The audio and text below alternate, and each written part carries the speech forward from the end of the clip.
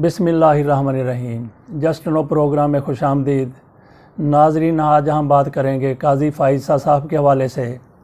काजी फ़ाइज़ा और उनकी अहलिया सरीना ईसा को गुज़श्ता दिनों कोरोना हुआ था।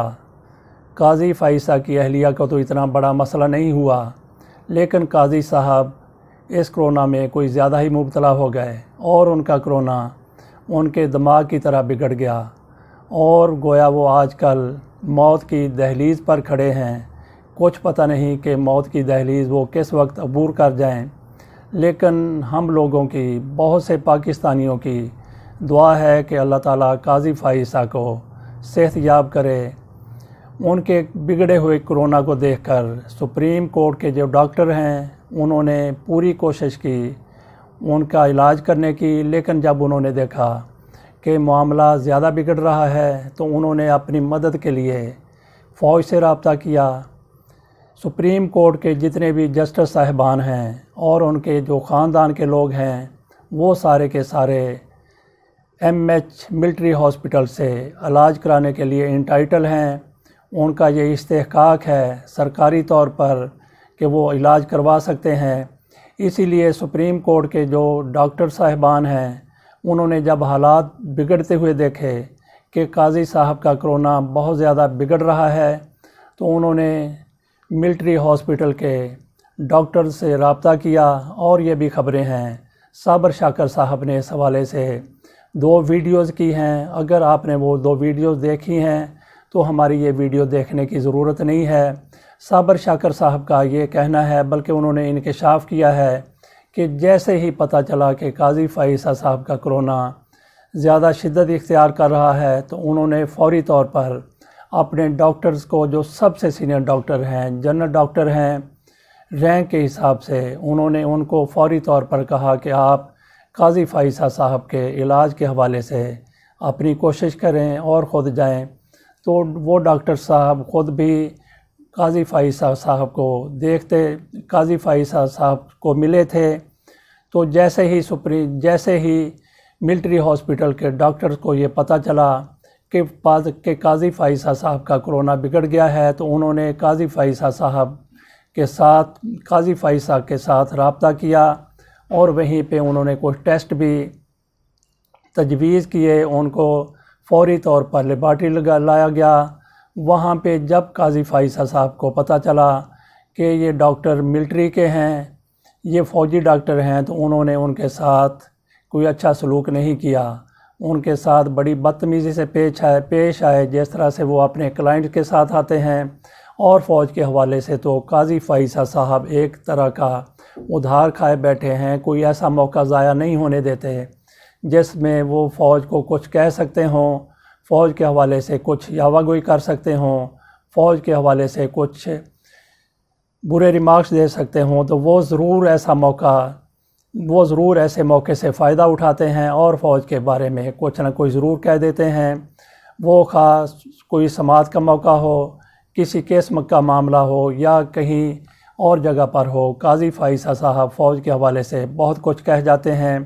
तो उन डॉक्टर्स को भी उन्होंने बहुत कुछ कहा, लेकिन डॉक्टर्स ने बर्दाश्त किया।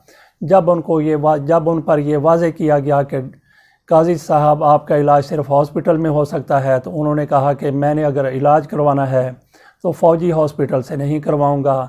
बहरहाल काजी फ़ाइज़ा साहब को दाखिल करवाया गया तो किसी और हॉस्पिटल में दाखिल करवाया गया। शायद उस हॉस्पिटल का नाम कायद-ए-आज़म हॉस्पिटल है। तो वहाँ पे काजी फ़ाइज़ा साहब को दाखिल करवा दिया गया, लेकिन उनकी सेहत कोई बेहतर नहीं थी।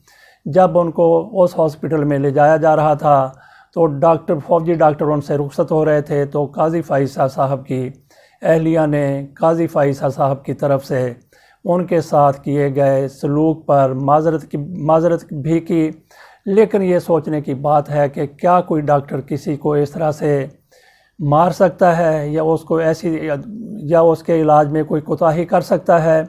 सवाल ही पैदा नहीं होता। लेकिन काजी फ़ाइज़ा साहब को शायद वो नज़र आ रहा था कि वक़ार सेठ साहब जिस तरह से वो जाँ बहक हो गए थे, पेशावर हाई कोर्ट के वो चीफ़ जस्टिस थे, उनको भी कोरोना हुआ, उनको रावलपिंडी इस्लामाबाद लाया गया। वहाँ एक हॉस्पिटल में दाखिल थे तो वहाँ वो کچھ دنوں کے بعد ایکسپائر ہو گئے۔ وہ بھی پاک فوج کے خلاف بڑے بڑے فیصلے دے چکے تھے، بہت برے برے ریمارکس دے چکے تھے۔ انہوں نے ایک ہی دن میں فوجی عدالت کی طرف سے سزا پانے والے 196 لوگوں کو بری کر دیا تھا، ان کا مقدمہ ختم کر دیا تھا۔ اس کے علاوہ بھی انہوں نے 100 سے زائد ایسے ہی لوگوں کی سزائیں ختم کی تھیں۔ تو اس وجہ سے کچھ لوگوں کی طرف سے، اور جنرل پرویز مشرف کے حوالے سے بھی انہوں نے ہی یہ فیصلہ دیا تھا کہ اگر پرویز مشرف مر جاتے ہیں تو ان کو گھسیٹ کر پاکستان لایا جائے اور ان کو ڈی چوک میں کئی گھنٹوں تک لٹکائے رکھا جائے۔ قاضی فائز کا وہ سیٹھ وقار سیٹھ کی اسی چیز کو لے کر کچھ لوگوں کی طرف سے کہا جا رہا تھا کہ وقار سیٹھ کی موت میں فوج کا بھی ہاتھ ہے۔ کچھ لوگ یہ بالکل ببانگ دوہل کہہ رہے تھے کہ وقار سیٹھ کو قتل کیا گیا ہے، ڈاکٹروں نے قتل کیا ہے، فوج کی طرف سے ان کو قتل کیا گیا ہے۔ انتہائی گھٹیا قسم کے یہ الزامات تھے۔ شاید قاضی فائز صاحب کے مد نظر بھی وقار سیٹھ والا معاملہ ہو یا ان پر لگنے والے گھٹیا قسم کے وہ الزامات ہوں۔ بہرحال قاضی فائز صاحب نے ان سے فوج سے علاج کروانے سے انکار کر دیا تھا اور ان کو پھر قائد اعظم ہاسپٹل میں داخل کروایا گیا۔ اللہ تعالیٰ ان کو وہاں پہ صحت یاب کرے۔ دیکھتے ہیں کہ اس حوالے سے کہ وہ کب تک صحت یاب ہو جاتے ہیں۔ جیسا کہ ہم نے شروع میں کہا کہ قاضی فائز صاحب کی طبیعت کوئی سنبھل نہیں رہی اب تک کی جس وقت ہم یہ ویڈیو بنا رہے ہیں اس وقت تک تو صورتحال یہی ہے۔ قاضی فائز کی کھانسی بھی نہیں رک رہی، اور قاضی فائز جس طرح سے انہوں نے اپنے آپ کو مصیبت میں ڈالا، سپریم جوڈیشل کونسل کی طرف سے جو اجلاس ہونا تھا اس میں ان کو شرکت کی قطعی طور پہ ضرورت نہیں تھی، لیکن انہوں نے آن لائن اس میں شرکت کی اور اس میں پھر یہ اونچی آواز میں شاؤٹنگ بھی کرتے رہے، بولتے بھی رہے، آوازیں کستے رہے۔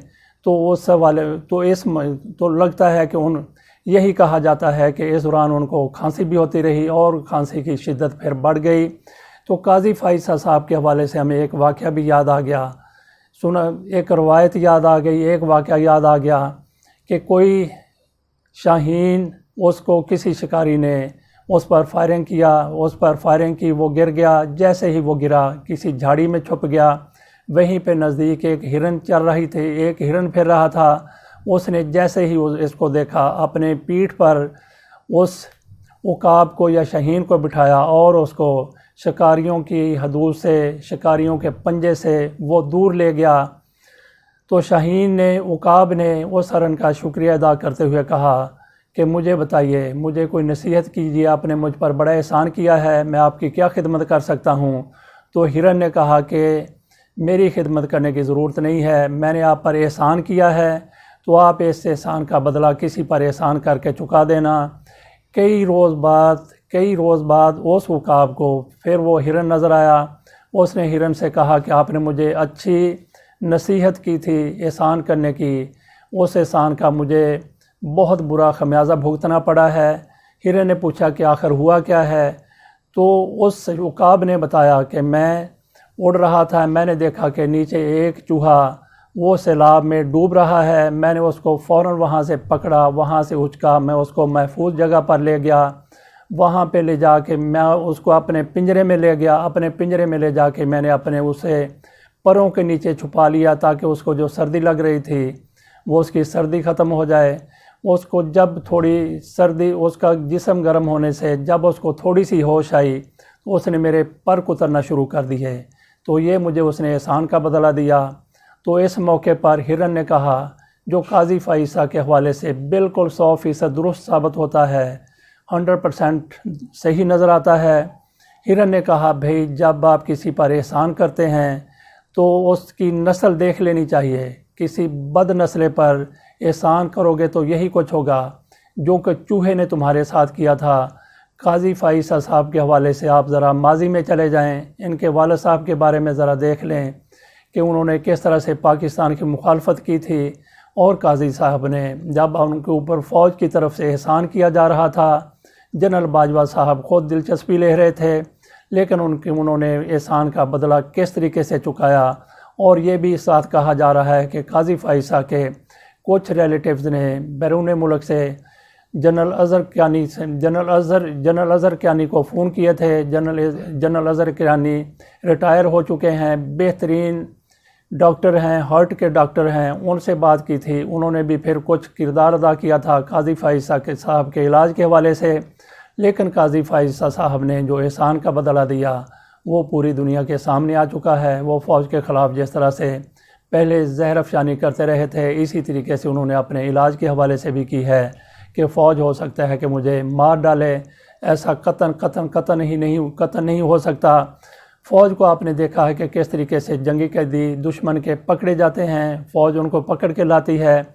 تو کبھی بھی آپ نے سنا ہے کہ کسی ہاسپٹل میں دشمن کے قیدیوں کو مار دیا گیا ہو؟ دشمن کے قیدی جو آپ کا شدید نقصان کرتے ہیں، آپ کی سالمیت کے خلاف لڑتے ہیں، آپ کے کئی فوجیوں کو شہید کر دیتے ہیں، کئی کو زخمی کر دیتے ہیں، ملک کو نقصان پہنچانے کے لیے آخری حد تک چلے جاتے ہیں۔ ہو سکتا ہے قیدیوں میں وہ بندہ بھی ہو جس کی فائرنگ سے، جس کی بمباری سے، جس کی گولہ باری سے درجنوں سینکڑوں فوجی، سینکڑوں لوگ شہید ہو گئے ہوں، لیکن اس کا بھی علاج اسی طرح سے کیا جاتا ہے جیسے اپنے فوجیوں کا کیا جاتا ہے، جیسے اپنے وطن کے لوگوں کا کیا جاتا ہے۔ تو یہ قاضی فائز صاحب کی سوچ ہے۔ اس سب کے باوجود بھی ہم یہ دعا کریں گے کہ قاضی فائز جس طرح سے موت اور زندگی کی لکیر پر کھڑے ہیں، اللہ تعالیٰ ان کو کھینچ کر زندگی کی طرف لے آئے، اللہ تعالیٰ ان کو صحت یاب کر دے۔ اس کے ساتھ اجازت دیجیے، اللہ حافظ۔